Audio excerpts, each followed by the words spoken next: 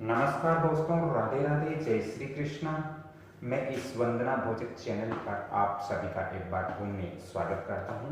बहुत बहुत आप सभी का हार्दिक अभिनंदन करता हूं। दोस्तों, आज हम दो विषयों के बारे में जानेंगे।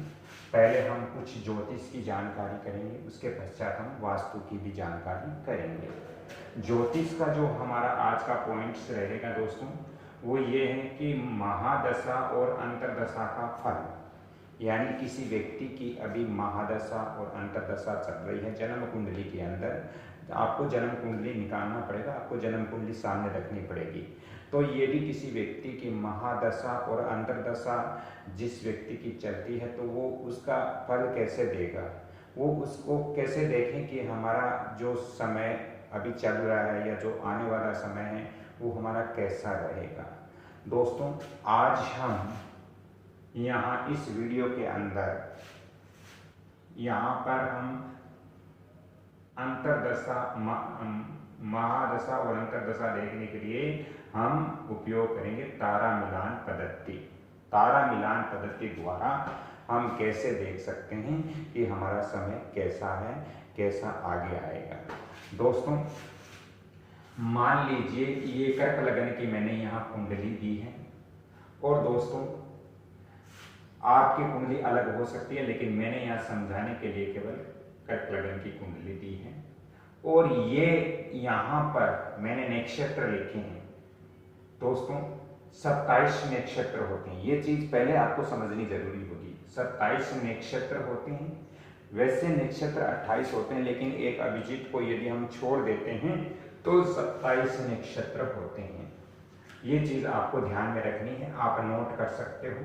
ये 27 नक्षत्र है, जैसे अश्विनी, भरणी, कार्तिक, रोहिणी, मत्स्या, अर्धा, पूर्णवसु, पुष्य, अश्लेषा, मेघा, इस तरह से ये 27 नक्षत्र है।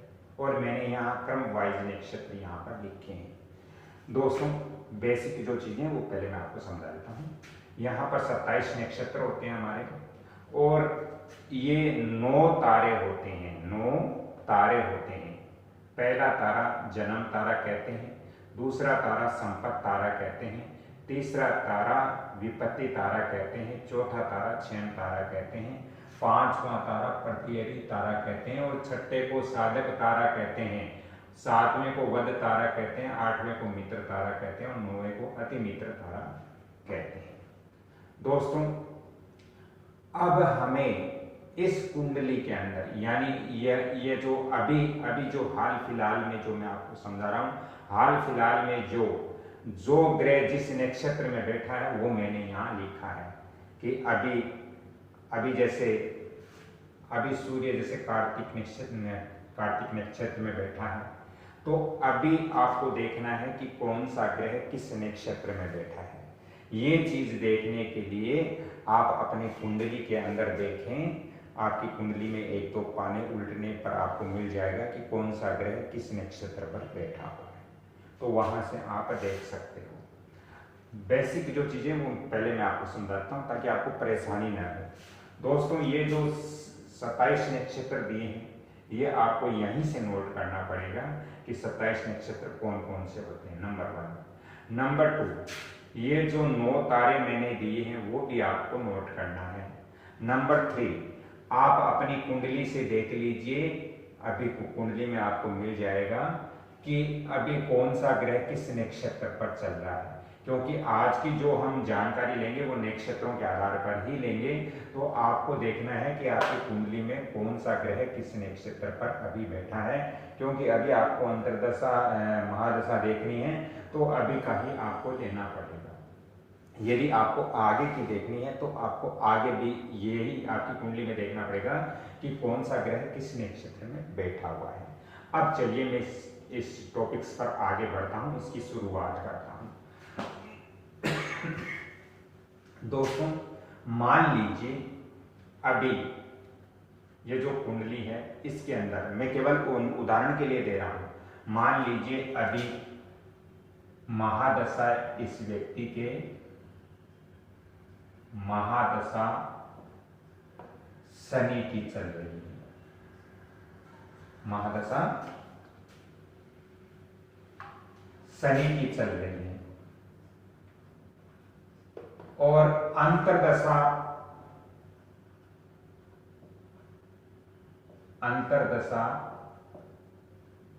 सूर्य की चल रही है, समझ लीजिए। इस तरह मैं आपको उदाहरण के तौर पे समझा रहा हूं।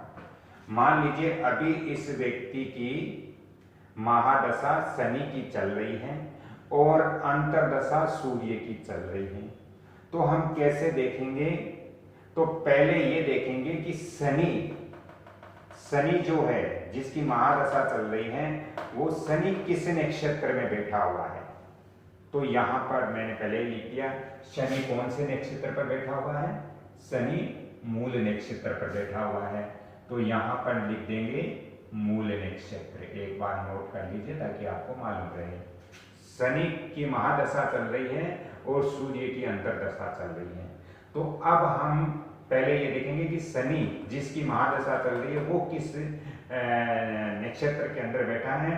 तो वो यहाँ पर मूल नक्षत्र के अंदर बैठा हुआ है। अब हम देखेंगे कि जिसकी अंतर्दशा चल रही है वो कौन से नक्षत्र में बैठा हुआ है। तो सूर्य कौन से नक्षत्र में बैठा हुआ है? सूर्य यहाँ कृत्तिका नक्षत्र में बैठा हुआ है। तो सूर्य का भी लिख लेंगे, सूर्य कृत्तिका नक्षत्र में, सूर्य का भी हमने लिख लिया। दोस्तों अब हमें देखना है कि जिसकी महादशा चल रही है उससे जिसकी अंतर्दशा चल रही है उसका नक्षत्र कहां तक आता है जब हम गणना करते हैं, गिनती करते हैं।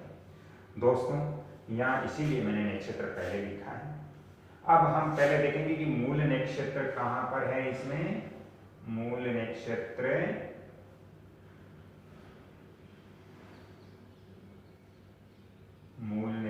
हम देखेंगे तो मूल नक्षत्र यहां पर मैंने लिखा है, यहां पर मूल नक्षत्र लिखा है। तो ये मूल नक्षत्र अभी शनि किस नक्षत्र पर है? मूल नक्षत्र पर। और सूर्य कौन से नक्षत्र पर है? सूर्य कृत्तिका नक्षत्र पर है। तो यहां पर मूल से हम गिनेंगे कृत्तिका तक, मूल से गिनेंगे कृत्तिका तक चलेंगे। तो मूल से हम जब गिनती करते हैं तो हम यहाँ पर आता है कार्तिके। तो हम कैसे गिनेंगे? उल्टा नहीं गिनना है, अपने को उल्टा ही गिनना है, सीधा ही गिनना है। तो मूल 1 2 3 4 5 6 7 8 9 10 11 और 12 नंबर पर कृत्तिका आती है। तो यहाँ पर लिख दिया हमने 12, क्योंकि इस शनि के नक्षत्र से सूर्य का नक्षत्र 12 नक्षत्र दूर हैं।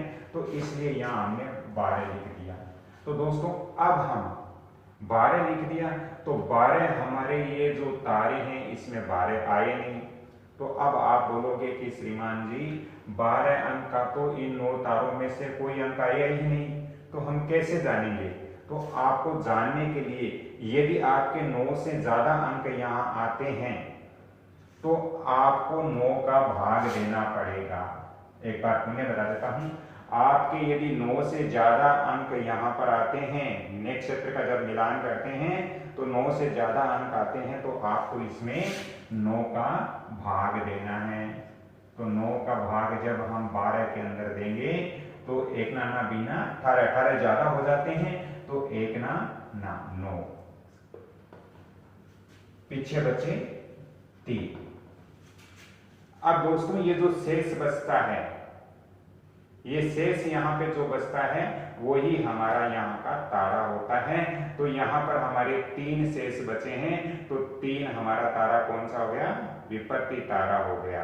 विपत्ति तारा का मतलब हो गया दोस्तों दुख, परेशानी और अनेक प्रकार की परेशानी। तो यहाँ पर 3 शेष आए, इसका मतलब हम इसको मानेंगे कि ये विपत्ति का तारा यहाँ प्राप्त हुआ है। तो जिस समय इस व्यक्ति की महादशा शनि की चलेगी और अंतर्दशा सूर्य की है, उस समय व्यक्ति को परेशानी होगी, उस समय व्यक्ति को परेशानी होगी। तो ये चीज लग रहा है आपको समझ में आ रहा है। दोस्तों इसी तरह एक मैं और आपको इसके अंदर यह उदाहरण समझा देता हूं कि जैसे मान लीजिए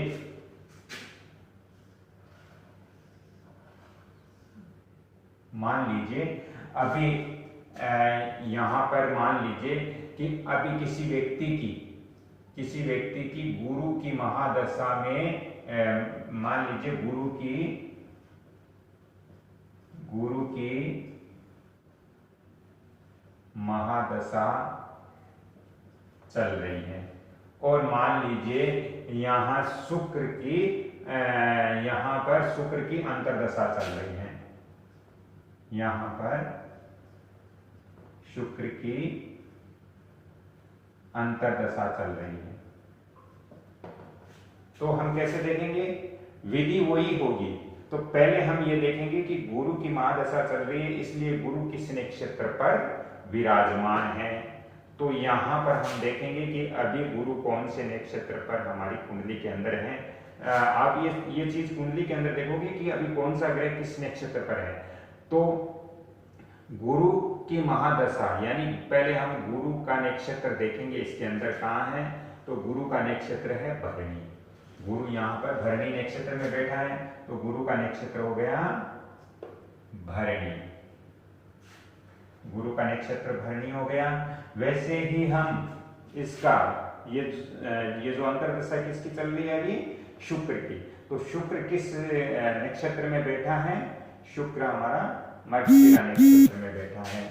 तो यहां लिखेंगे मृगशिरा, यहां लिखेंगे मृगशिरा।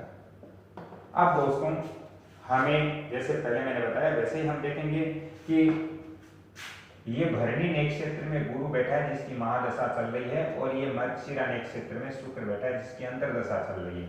तो पहले हम देखेंगे कि ये जो हमारे नक्षत्र हमने लिखे हैं इसमें भरणी नक्षत्र कहां पर आता है। तो यहां पर भरणी नक्षत्र मैंने यहां लिखा है, तो भरणी नक्षत्र यहां पर आया। तो भरणी नक्षत्र यहां पर है। अब जिसकी अंतर्दशा चल रही है वो कौन सा नक्षत्र में बैठा है? वो मृगशिरा नक्षत्र में बैठा। तो मृगशिरा नक्षत्र कौन सा है? मृगशिरा नक्षत्र ये है। दोस्तों अब हम भरणी से मृगशिरा नक्षत्र तक गिनती करेंगे, क्योंकि भरणी नक्षत्र इसलिए है कि गुरु की महादशा चल रही है और शुक्र की अंतर्दशा चल रही है। तो भरणी नक्षत्र यहाँ पर गुरु का है। तो गुरु से हम यहाँ शुक्र तक का जो नक्षत्र है वहां तक गिनती करेंगे। तो भरणी 1, कृत्तिका 2, रोहिणी 3, मृगशिरा 4। तो हमारे पॉइंट आए 4। अब जब 4 पॉइंट आए हैं तो 9 तारे में से 4 तारे तो अपने पास हैं, 4 नंबर का तारा तो है। तो अपने को यहाँ 9 का भाग नहीं देना है, क्योंकि 9 का भाग तभी देंगे जब 9 से ज्यादा संख्या आ जाएगी तो हमें निकालना पड़ता है कि कौन सा तारा होता है। तो यहाँ पर 4 आया है। इसका मतलब दोस्तों 4 के अंदर क्या है? 6 तारा हमें प्राप्त हुआ है। तो 6 तारा का मतलब होता है कल्याणकारी। ये जो समय है ये गुरु की महादशा में शुक्र की अंतर्दशा जब इस व्यक्ति की चलेगी तो उस व्यक्ति के अच्छा रहेगा, गुड रहेगा और इस व्यक्ति के किसी भी प्रकार की इस महादशा और इस अंतर्दशा के अंदर परेशानी नहीं होगी। अब दोस्तों एक उदाहरण मैं आपको और देता हूँ, क्योंकि ये चीज आपके माइंड के अंदर जरूर बैठनी चाहिए, ताकि आप अपने घर के अंदर अपनी कुंडली सामने रख करके ये चीज आप निकाल सकते हो कि अभी हमारी दशा अंतर्दशा कैसी चल रही है या कैसी जाएगी। तो एक पॉइंट मैं आपको और यहां समझा देता हूं। दोस्तों मान लीजिए कि अभी यहां पर चंद्रमा को छोड़ दीजिए, चंद्रमा नॉर्मल है। यहां पर मान लीजिए बुध की महादशा चल रही है।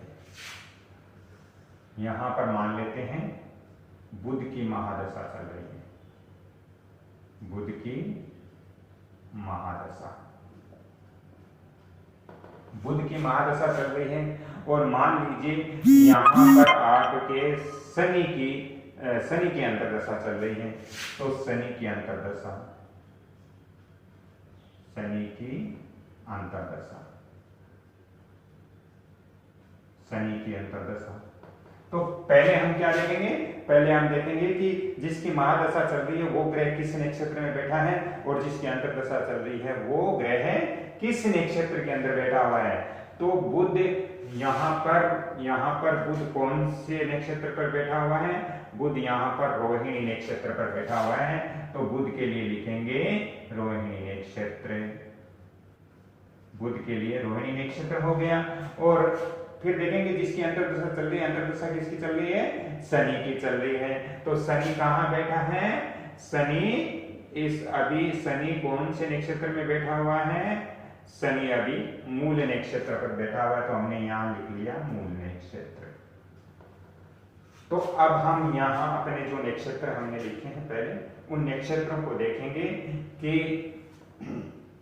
जिसकी महादशा चल रही है उसके नक्षत्र से जिसकी अंतर्दशा चल रही है उसका नक्षत्र कहां तक आता है जब गिनती करते हैं।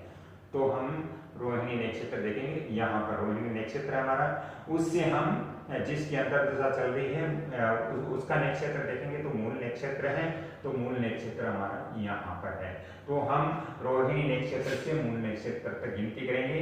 तो 1 2 3 4 5 6 7 8 9 10 11 12 13 14 15 16 इनका 16वां नक्षत्र आया। कौन सा नक्षत्र आया, 16वां नक्षत्र आया।